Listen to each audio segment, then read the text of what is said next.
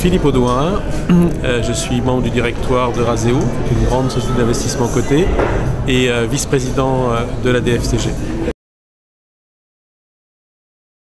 Dans l'année qui vient de s'écouler, on a profité, je dirais, des fenêtres qui étaient plutôt bonnes en début d'année pour refinancer les dettes plus court terme des sociétés du portefeuille et se donner de la maturité.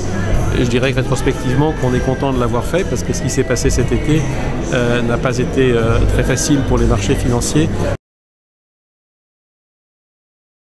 Écoutez, on fait une année qui n'est pas mauvaise, effectivement. On a eu quelques bonnes sessions de nos actifs. On a fait 4 beaux investissements. On a acquis le groupe Ofi Private Equity cet été. On a acheté avec Bridgepoint un groupe qui s'appelle Foncia, qui est le premier gestionnaire de biens immobiliers en France.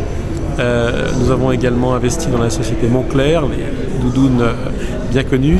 Et plus récemment, nous avons pris une participation importante, 83%, dans une société de haute technologie qui s'appelle 3S Photonics, qui est le leader dans son domaine sur les lasers de haute technologie.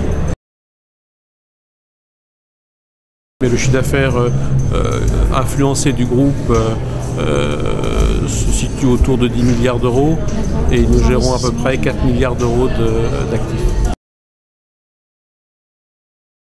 On cherche effectivement à garder une bonne diversification de nos actifs pour répartir les risques. On ne veut pas concentrer une trop grosse part de nos ressources dans un seul actif.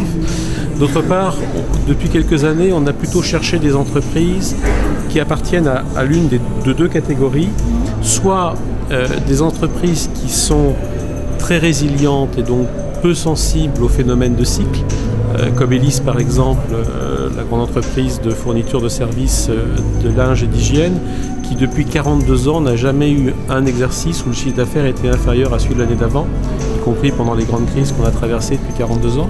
Donc soit des entreprises plutôt résilientes, soit des entreprises qui peuvent profiter, être tirées par la mondialisation, comme Moncler dans lequel on a investi cette année et qui a aujourd'hui un taux de croissance de l'ordre de 20 à 25%, notamment par le développement dans les marchés émergents, puisque aujourd'hui, sur les 22 magasins que nous avons ouverts cette année pour Moncler, la moitié, 50%, se situe en Asie ou dans les pays émergents.